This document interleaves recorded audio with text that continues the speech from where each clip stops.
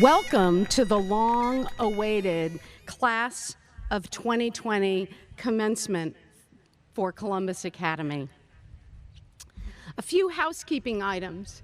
Graduates, if you have a jacket on and would be more comfortable putting it on the back of your chair while you are sitting, feel free to do so. Just grab it when you come up to get your diploma. Families, at the end of the ceremony, the graduates are going to walk out onto the track. They're going to walk all the way around the track, and they're going to stay there so that you can congratulate them and give them well wishes. And then after that, we aren't able to have a reception, so it will be important for you to go on your way to your own family celebrations. So, seniors, it was back on the 12th of March, and I was standing outside my office watching you rush into the cold spring rain to the quadrangle the moment the bells rang at the end of the day. You swayed, you sang, you put your arms around each other as though you'd never be back at school, and I thought, these seniors, they're being funny. They're very dramatic. We're gonna be back at school right after spring break. Yeah, we'll be back. Boy, was I wrong. I mean, really, really, really wrong.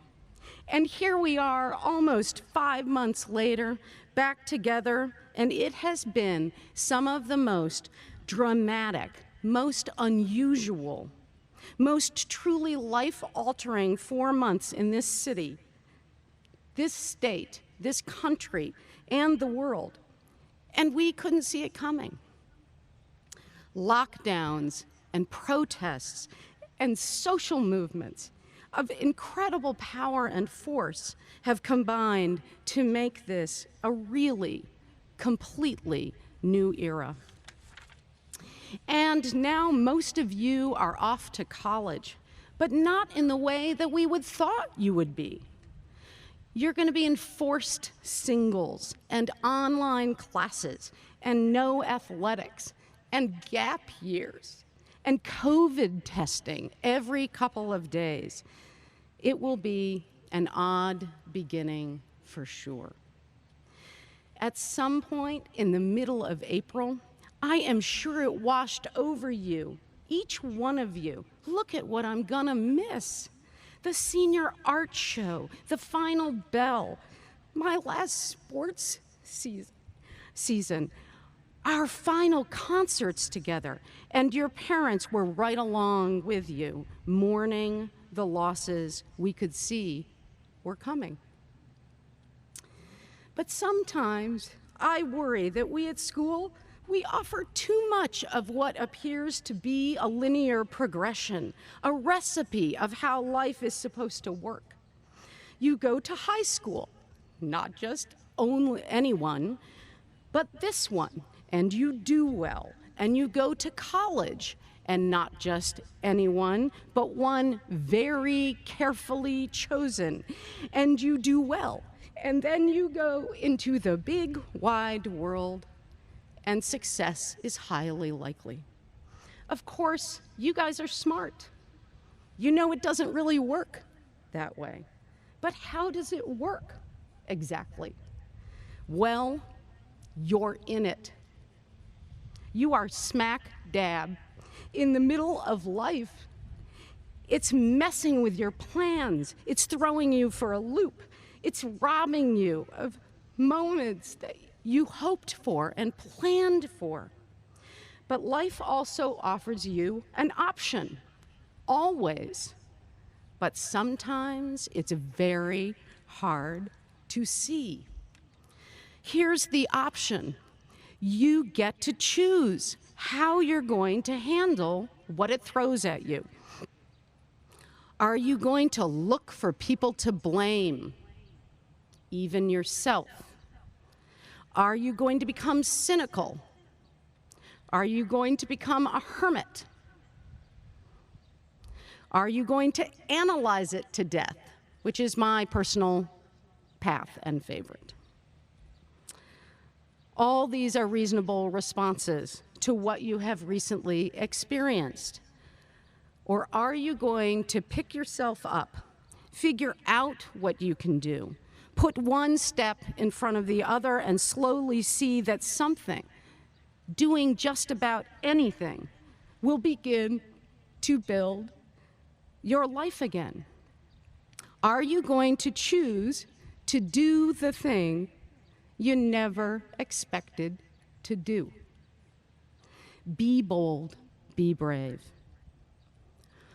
All the people I admire in the world had life throw them at least one, if not many, serious hurdles, and how they chose to handle each one made them the successes that they are and the wonderful people that they are.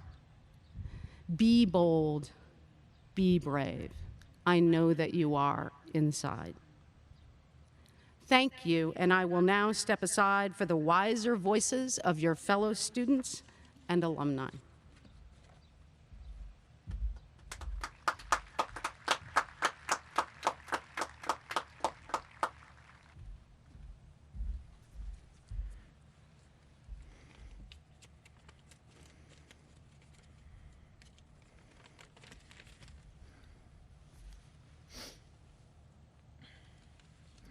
Good morning, everyone. It is my honor and privilege to be here today speaking on behalf of the class of 2020, and I'd like to warmly welcome all of the faculty, family, staff, students, and distinguished guests here to Hondros Field for this year's graduation ceremony. I want to start off this speech by winding the clock back to the first day of classes for the 2019-2020 school year, a day that began with Ms. Hogan's English class. As my classmates and I filed into first period, we were each greeted with a piece of paper, and on that paper was a speech. This speech was given by John Roberts in 2017 for his son's graduation, and as we read the lines aloud, we all began to sense that this was no typical address. Although Roberts discusses happy endings, new beginnings, and other topics typically mentioned in graduation addresses, he repeatedly wishes the boys misfortune for their futures. He tells them, "I wish you bad luck." Here we are, 11 months since that first day, and now over 4 months into this chaotic period, in a much different setting, in a much different world. At the start of this crisis, I admit that it was tempting to see the events unfolding as all bad luck, that the world was unfair. For, like many of my classmates, I was excited about the many culminating events to come, whether it be prom, senior nights, or last bell, or normal graduation. But here we are now, and having had time to think about what this period will ultimately mean to my classmates and myself, I have to say, I don't think our ending was all bad luck. The Chief Justice said that whether we benefit from misfortune or not depends on our ability to see the message in it. And what I've been reminded of each and every day throughout this period is that there is nothing as essential and nothing as rewarding than seeing life from a perspective of gratitude. I stand here today grateful for the unique and close-knit relationships I formed with my teachers over the years. Grateful for the staff members who do the thankless work, the ones who clean the halls, maintain the building, protect the buildings, and prepare the food. I stand here today grateful for the class of 2020. I'm grateful for the relationships formed, the conversations had, the places traveled, and the limited time we got to spend doing our just senior things. Today is first and foremost a day of gratitude, a celebration for our time here on these 231 acres. But today is also a turning point for this school and my class, and for that, I'm just as grateful. Today marks a turning point for the institution that my class leaves behind. As Columbus Academy embarks upon the new academic year, there is an opportunity for this school to address the issues that the Black students, faculty, parents, and alumni shared on this very field back in June. Issues existing in the way we represent race, discuss race, treat others of different race, and learn about race. I mean every word of my gratitude towards my years here. However, I realize and must acknowledge that for many underrepresented students, their time here might not be remembered with the same feelings of hospitality. And so today marks a turning point for this school, because as we move forward, each and every person who walks these halls will play a greater role than ever before in shaping a community that allows every student and every staff member to feel at home. I'm nothing but excited to see the change that comes. And of course, today marks a turning point for all 98 members of my class. The second this graduation concludes, we enter the world not as Academy students, but as graduates with a collective responsibility to do good for others, since we now have had the privilege of an Academy education. So I welcome you today to not only this graduation ceremony, but also to a time of great change. And as we, the class of 2020, start our new lives beyond this campus, it is incumbent on us to be our own voices of reason and our own vehicles for justice and equality. Thank you.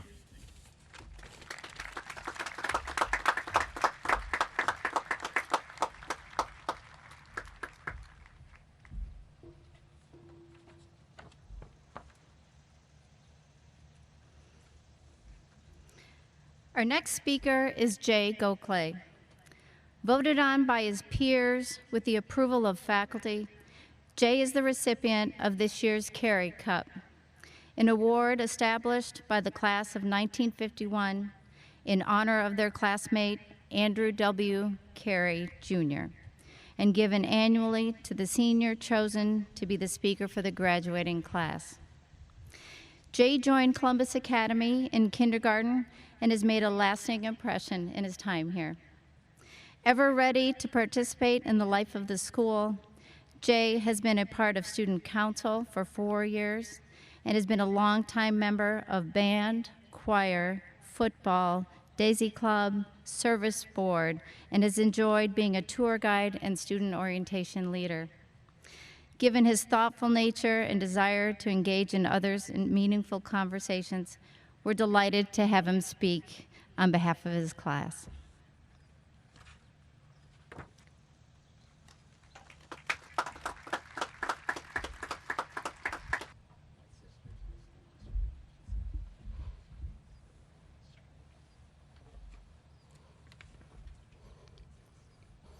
Hi, I'm Jay Gokhale, and let me start off by sharing another story from Miss Hogan's classroom.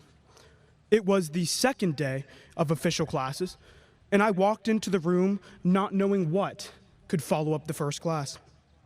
When everyone was settled, Miss Hogan stood up from her chair and announced, "All right, you're going to get into groups of 4 and write a mock commencement speech. One of you will be the scribe, another the speaker, and the other 2 will help with the speech. You have 10 minutes, good luck." The whole class sat there in shock from the unexpected announcement. But when we realized Miss Hogan meant business, we quickly got into our groups. The first question I asked was, "So who's going to be the speaker?" After a couple seconds, my group mates unanimously selected me. I was honored. Even though it might have seemed like a small gesture for them, it really meant a lot that they trusted me to give the mock address. Now, it's truly a privilege to have been selected by my peers to give this real commencement address today. I would like to extend another welcome to the faculty, our families, and friends to not only our graduation ceremony, but a point in time none of us is ever going to forget. During my extended time in quarantine, I've continually thought about different hypothetical scenarios. If COVID-19 hadn't made its way to the United States, we would have had regular senior year experiences. The senior trip, a prom with me rocking my all-black suit and golden lion chain, and an in-person traditional last day, although the driveway ceremony was truly special. Additionally, this graduation ceremony would have been without masks and social distancing, and all our family members and friends would have been able to attend this event and the reception following.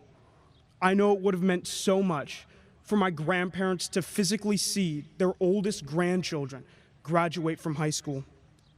But most importantly, the absence of the novel coronavirus would have prevented the loss of hundreds of thousands of lives and the permanent alteration to society as we know it. Another scenario is if racial injustice did not exist, we would be living in a more fair and equitable society, one that celebrates our differences and emphasizes our shared humanity. Recent acts of hate, prejudice, and discrimination against people of color, specifically the African American community, would be condemned by all and handled properly with no hesitation. But alas, the scenarios I've just described to you are not our realities. They are our fantasies. Now, while the fantasy realm is inherently more appealing than reality, and it provides us with a more comfortable existence, we can't stay there forever. It's imperative that we accept what is and live in the present moment, regardless of how difficult that may be. Because ultimately, the longer we drift away in our fantasies, the longer the problems in our reality persist. Despite the adverse events happening now, I always try and look on the bright side, and I'm incredibly optimistic for the future. The sole reason for that is the class of 2020. We have the unique characteristics and diverse skill sets to profoundly impact this world, and I think that makes us the greatest class of all time. However, no one gets to be labeled the greatest without an immense amount of support. As a class, we must acknowledge and express the gratitude we have for the people who shaped us into who we are today. First, our supportive family members have allowed us to pursue our passions, and the indelible imprints they've had on our personalities will only make us mature, compassionate, and dignified citizens. In addition, we've been so generously afforded the mentorship and teachings of the Columbus Academy faculty, coaches, and staff. They've pushed us to be better versions of ourselves. Moreover, the way they've believed in us, regardless of the circumstance, has inspired us to live meaningfully and never let them down. Now, let me tell you why our class is unquestionably the best class there ever was and will be. For one, we're all dedicated to success. That's been proven with athletics, where this past fall, we won 3 state championships, 5 district championships, 4 regional championships, and most importantly, we crushed Bexley so many times. But that's just the start. The beauty with our class is we have success in all categories. For the arts, we've won competitions in choir, band, orchestra, photography, and ceramics, to name a few. We have people composing musical works, creating artistic masterpieces akin to those in museums, and putting on breathtaking theatrical performances from Shrek to Rent. For academics and extracurriculars, we have prestigious scholarship recipients, club presidents from successful organizations, and winners in state competitions from debate to science Olympiad to robotics. And lastly, in the category of competitive eating, we have a person who can eat 8 Wendy's chicken sandwiches in one sitting. I'm looking at you, Mr. Prem Jagabandhu. Nevertheless, what I'm saying is our class puts in the necessary effort and dedication to achieve what's on our minds. We've accomplished so many monumental things in high school. There's no doubt this trail of success will continue in the foreseeable future. The next contention I have is our class is filled with change makers. We refuse to stand idly by and watch the world come crumbling down. Thus, we strive to disrupt the status quo and make fundamental, innovative changes to society. Rather than express blank, meaningless sentiments, we take concrete actions. We are the type of people who do everything from organizing protests to creating unique solutions to challenging problems. We not only lead with confidence, responsibility, and kindness, but we do anything and everything to fight for the right cause. We're ambitious individuals, and therefore we develop ambitious plans. Some of them too ambitious, like that time I tried to get nap pods approved. But mark my words, nap pods will dominate the future, and guess who will be at the forefront of the movement? Anyhow, my main point is we all want to make this world a better place to live in, and we are the people that will ensure that goal. My last argument is when dealing with adversity, which we've all dealt with on countless occasions, we persevere, learn, and grow stronger. Here at school, we've dealt with everything from double block science classes to enduring through an entire advisory without snack to even baked, flaky cod Fridays. But on a more serious note, we've gone through things previous generations never had to worry about, whether that be cyberbullying, routine school shooter protocols, and even what we're experiencing now with this pandemic. Yet, this class has continued to keep our spirits high. And rather than be intimidated by life's obstacles, we encourage them. They only make us more resilient. So, we are going to take this world by storm, and all the amazing, essential qualities we possess will provide the much-needed guidance as we progress. We will be the class that will bring an end to systemic problems that have plagued our society for far too long. We will be the class that will deliver a better future for all. And make no mistake about it, the successes our class are destined to have will be no fantasy, but rather a beautiful reality. Thank you.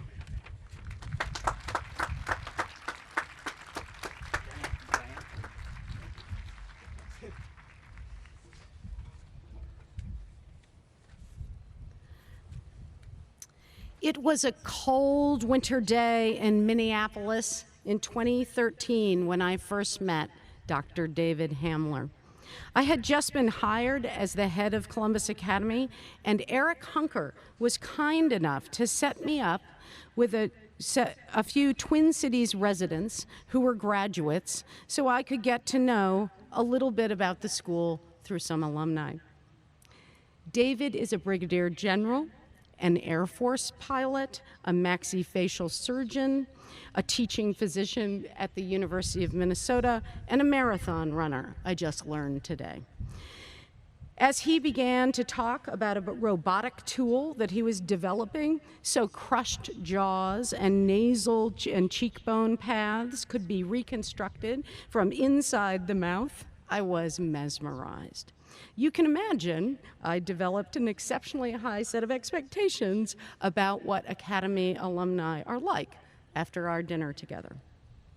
Exceptionally devoted to the school since graduating in 1973, David most recently led the charge for a scholarship in the name of Charlie Walker, a close family friend who graduated in 1969 and was one of the first graduates of African descent. There is no doubt David would be here with you. Please join me in welcoming Dr. David Hamler.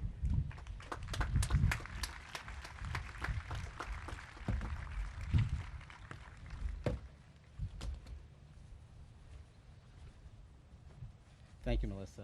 Jonathan Cass. Thank you.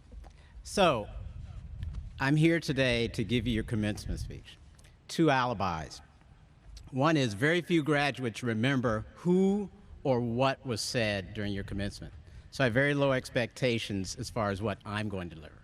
But yet I have high expectations about what you are going to eventually be.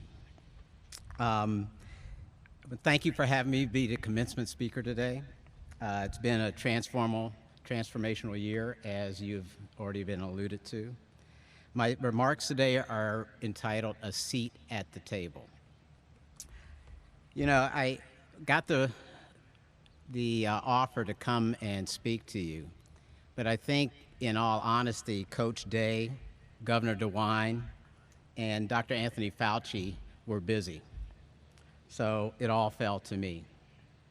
I do want to apologize that my remarks may be a little lengthy, and I see the number of fans going, so I'm going to kind of judge by how warm you are out there. I had it clocked at about 15 minutes. Thank you, head of school, Dr. Cass. And finally, in terms of your expectations, congratulations, class of 2020. No response? Congratulations, class of 2020.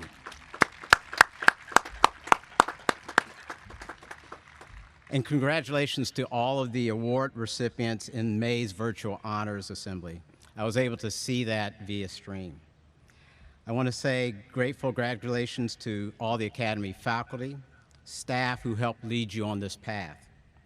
The friends and families of the graduates, you're out there, you may be looking on by streaming. Graduates, if you can, turn around and acknowledge them now. Very low key. Your class will forever be known by the challenges it face, the flexibility, innovation, and commitment, not only to fulfill your academic obligations, but also your contributions to the Columbus community. Your response to the pandemic and the social awakening have been remarkable. In my lifetime, this is my first pandemic, but also in my lifetime, there have been several social awakenings. Why is this one different? If you think about Martin Luther King and now passed on John Lewis, why is George Floyd different? That's the question we're all asking. Our social distancing gathering today is representative of the adjustments we've had to make in the wake of COVID-19. I actually viewed your final bell car parade and your personal, heartfelt senior presentations. I couldn't think of my own graduation of our seniors in medical school. Your real-time information awareness and campaigns have been vital to the pandemic in mitigation.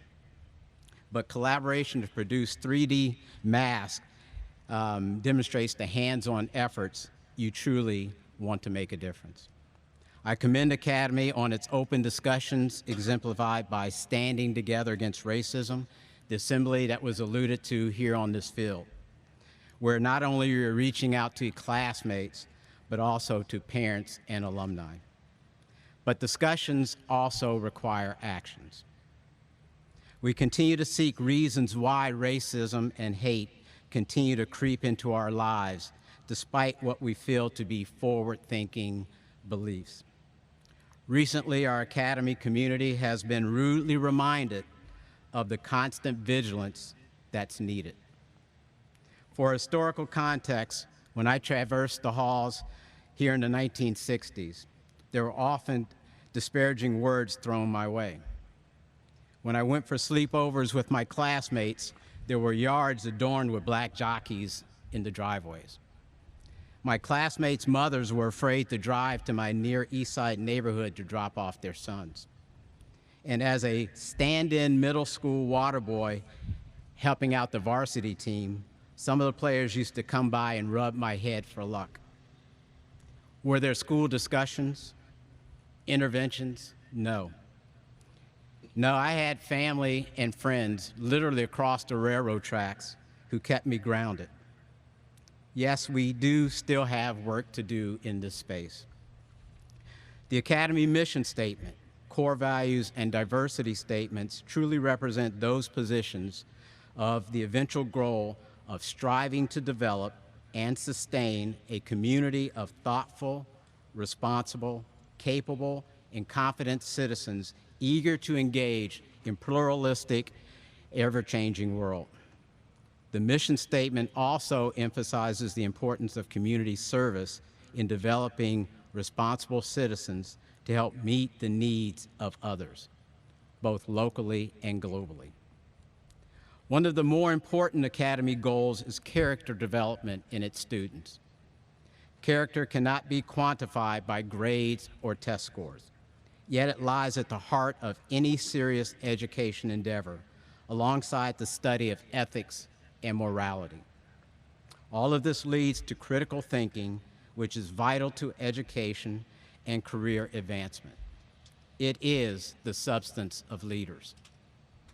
I include all of this to emphasize that you are well prepared to move forward in your selected fields of study and eventual careers.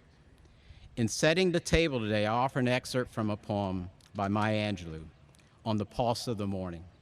It comes from her presidential inauguration tribute in 1993.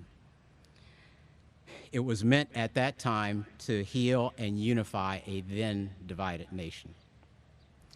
A river sings a beautiful song. Come rest here by my side. So say the Asian, the Hispanic, the Jew, the African, the Native American, the Sioux, the Catholic, the Muslim, the French, the Greek, the Irish, the rabbi, the priest, the sheik. Today, first and last of every tree speaks to humankind. Come to me here beside the river. Plant yourself beside me here beside the river. Each of you, descendant of some passed on traveler, has been paid for. You gave me my first name, you the Pawnee, the Apache, the Seneca, you the Cherokee Nation, who rested with me. It continues, you the Turk, the Swede, the German, the Scot, you the Ashanti, the Arubu, the Crew, bought, sold, arriving on a nightmare, praying for a dream. Here root yourselves beside me. I am the tree planted by the river, which will not be moved. I the rock, I the river, I the tree. I am yours. Your passages have been paid. To paraphrase, we all belong here. A seat at the table comes from an old saying, if you're not at the table, you're on the table. In other words, you're the meal. Being at the table equates to Teddy Roosevelt's man in the arena. It is a reward for your quest toward an honest and caring character that demonstrates integrity and holding the highest ethical standards. Maya Angelou's poem elegantly states that we all deserve a seat at the table and that our passages have been paid for. That for the hard work we've put in. The seat at the table may be recognized as simple as a college acceptance, being elected to student government, a leadership position in business or a corporation, legislative position in the community, city, or state, a Rotarian, as a member of the Chamber of Commerce, being seated on boards of education, or just plainly being accepted into society. That said, I assure you with your continued hard work and dedication, you will maintain that seat at the table. It is yours to lose. I must say that as an African American, my journey to the seat at the table took a little longer than what's the norm for me or people who look like me. There were many levels of credibility that had to be overcome before I was accepted. Along that same journey, I discovered in the military, which functions more as a meritocracy, was quicker to accept me. Private industry, educational institutions, and the like function with a greater degree of networking and bias. That signaled to me that remains true today, that one's preparation has to be intentional to be a viable candidate for acceptance, hire, or promotion. My intention today is to reflect upon your academy experience, share some of my story that relates to current events, and finally give some advice on your future contributions. My students, upon leaving the University of Minnesota, reflected the same way. At your level in high school, you've already developed core beliefs. That includes character integrity, certain beliefs that are central to them and not easily altered. With your seat at the table, I implore you to make a difference for the betterment of your organization or those around you. Your family, the academy have instilled in you qualities of fairness and equality while upholding the highest ethical standards. If faced with a choice, acting above the line or below the line, you will choose being above the line. That is a determination made by Urban Meyer in his book of leadership of the same name. You know I can't return to Columbus and not say anything about Ohio State football. So if you find yourself in a particular decision-making space, make sure you contribute to those crucial conversations using an open-minded approach with integrity and ethical considerations that is fair and defensible. A recent book I read by Sebastian Junger entitled Tribe discusses the reasons we sink into tribalistic survival instincts when confronted with difficult choices. We often settle for the automated, easiest, and most expedient choices instead of doing the hard work to resolve them. Much of the political tribalism we witness over the past few months, years, decades have been resolvable issues. Unfortunately, the inability to do the hard work results in devastating consequences for those who lack advocacy, results in increased cost to society, and in some situations, increased morbidity and mortality. Therefore, I challenge you, with your seat at the table, to utilize your critical thinking to seek answers to problems that we all face, and not just for expediency. Being open-minded and considering a different perspective yields tangible dividends. That point I'm making is to continue to question the status quo. Get your college degrees, make sure you set yourself up for success so that when you are in those spaces, truly make a difference. Continue to read and study, pursue careers of your choosing, investigate and research the issues that confront you and our society. Be that critical thinker that you have prepared all your life to become. Don't be afraid to take responsibility. Choose to lead. You have a great foundation that has prepared you well. Be the agent of change in these unprecedented times. You must now accept your seat at the table. Don't be satisfied. Much more is expected of you. I leave you with the great words of James Baldwin that continue to motivate me. Not everything faced can be changed, but nothing can be changed until it was faced. Thank you for having me today, and congratulations to all your family, friends, and again, the class of 2020. Woo!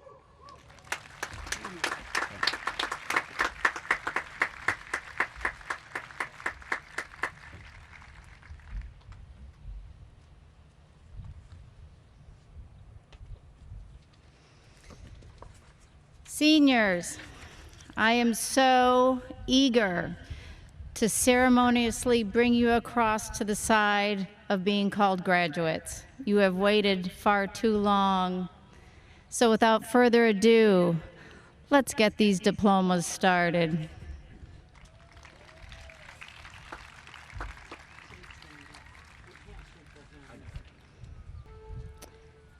Sanskruti Admane.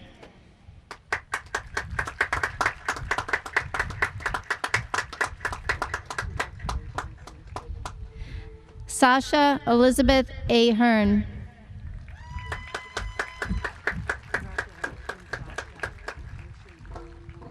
Sean Aurora.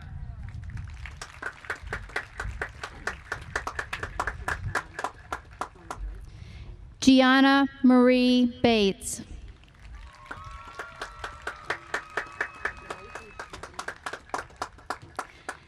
Emma Harrison Belford.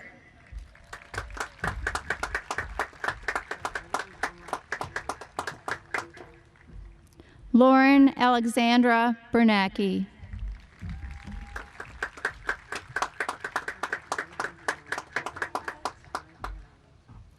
Amelia Grace Bettinger.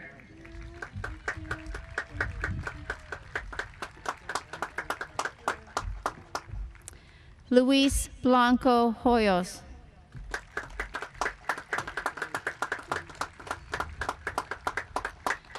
Noelle Elizabeth Bolts.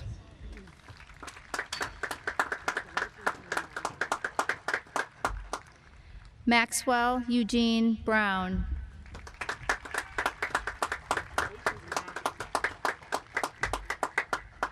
Kamar Jeremiah Byers.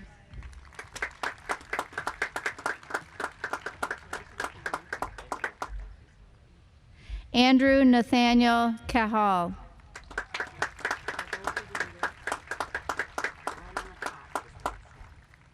Matthew Jacob Kammeyer.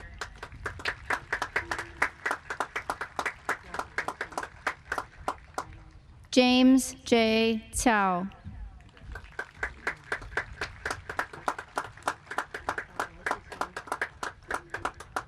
Mark W. Carroll.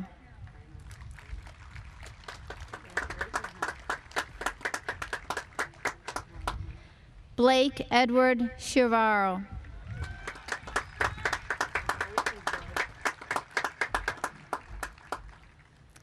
Ashton Cameron Kofer.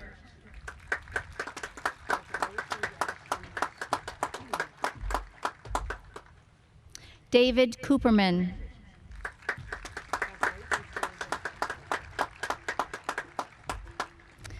Michael James Diacentis III.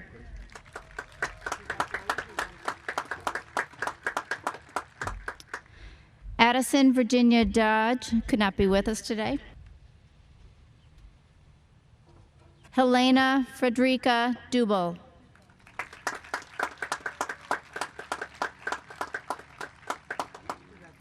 Lindsay Elizabeth Dunlap, also not here today. Sarah Elizabeth Edwards.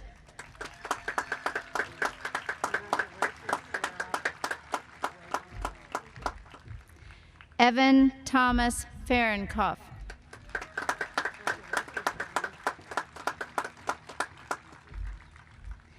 Abigail Grace Freitag.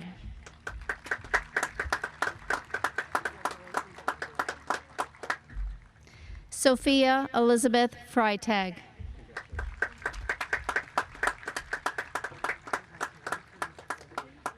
Lena Brooke Friedman.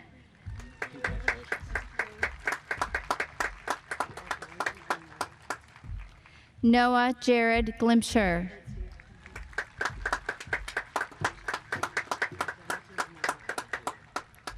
Jayant Anil Gokhale.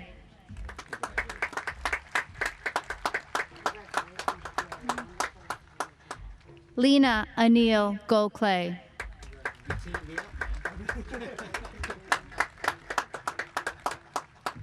Alexandra L. Graham.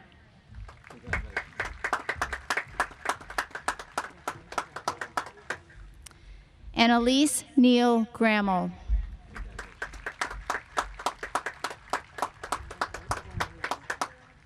Whitney Foley Hanela.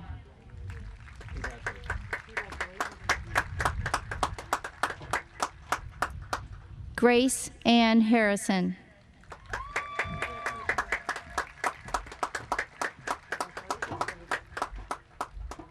Riley Canthamathy Hennessy.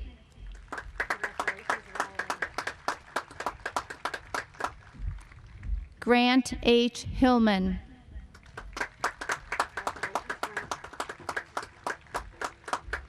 Michael Nolan Hoffman.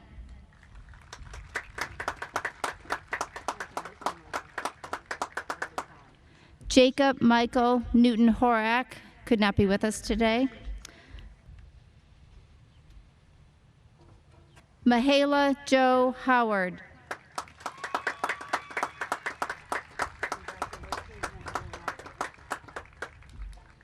Ryan James Hunker.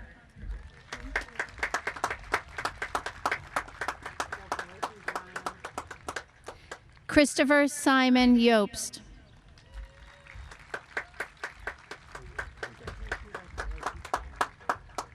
Prem Jagabundu.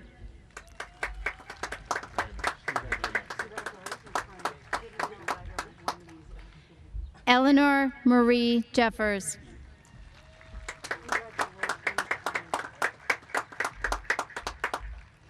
Eliana Grace Jenkins.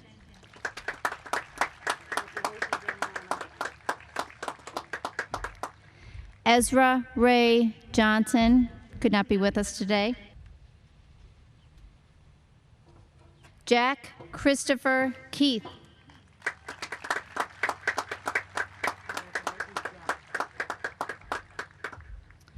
Ali Hamza Khan.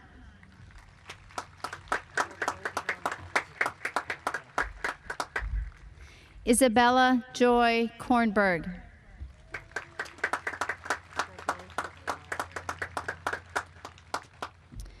Andrew William Leventon.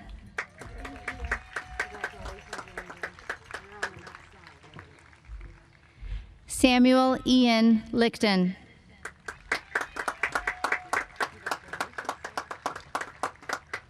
Jacob Liu.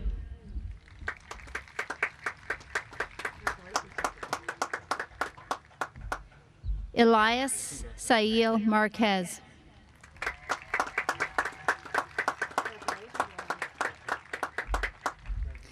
Samuel J. Masick.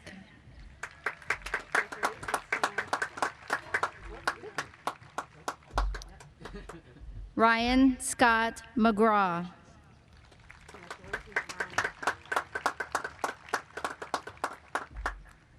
Griffin Alexander Mitchell.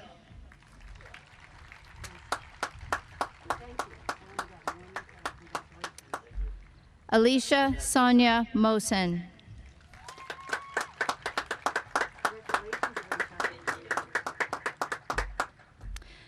Charles Coleman Mueller.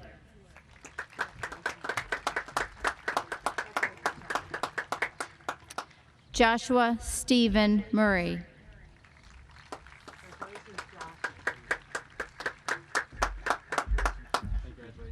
Mark Amen Naguib.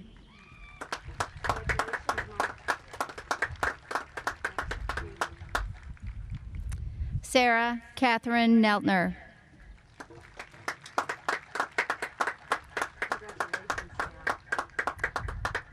Mabry Gwendolyn Nichols.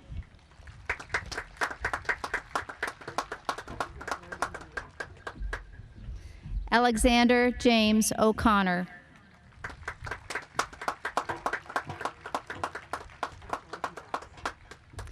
Alexandra Leona Phelps.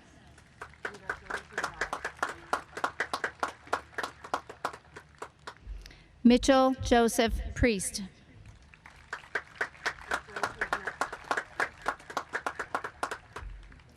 Rachel Ann Rocky.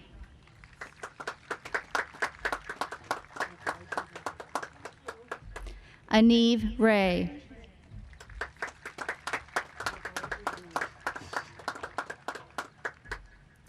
Miles Edward Razik.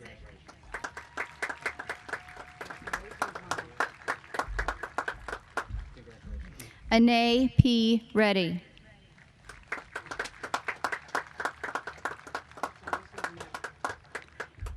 Kathan V. Reddy.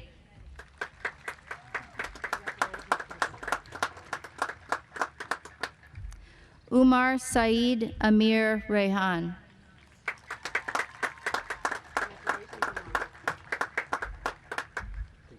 Anna Marie Rule.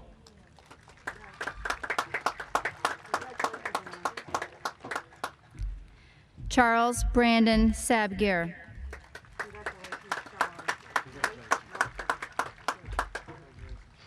Olivia Grace Celine.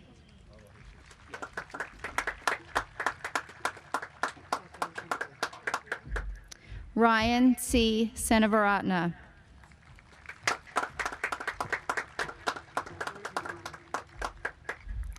Donovan Jacob Simpson.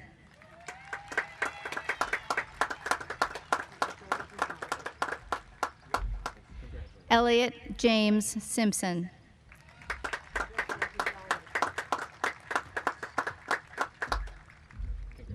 Medha Sinha.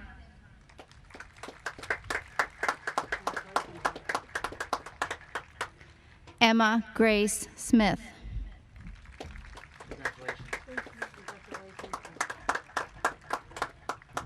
Mackenzie Grace Smith.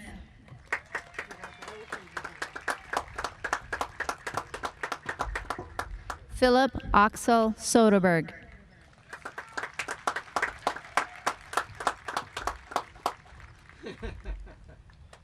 Andrew Dale Schwartz.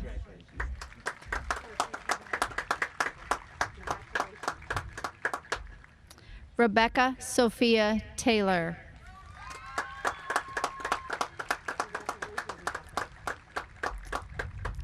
Kirsten Elizabeth Tomasi could not be with us today. Caitlin Nicole Turley.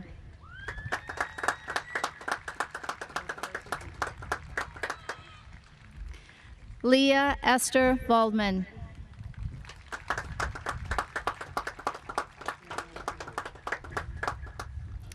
Charlotte Elizabeth Vogel.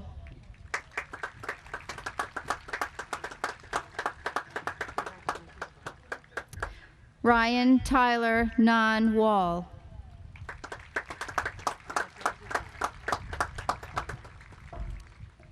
Robert Maxwell Walter.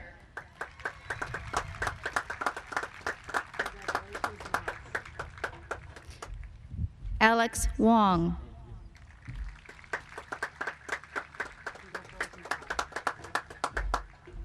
Howard Chuan Wong couldn't be with us today. Taylor Alisa Warren.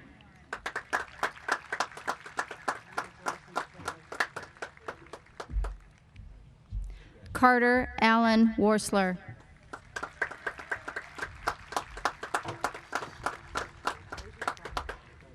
Annie Columba Wimsett.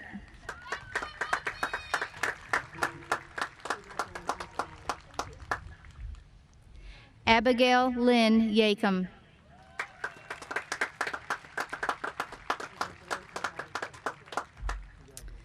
Hannah A. Yakub.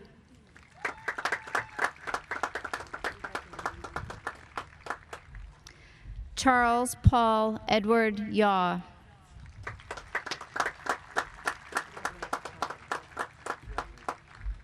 Carolyn Yufei Zhang.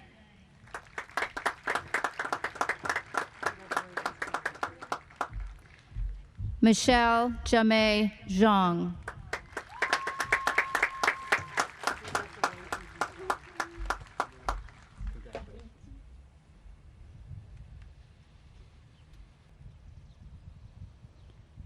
And let's give a nice round of applause for the class of 2020.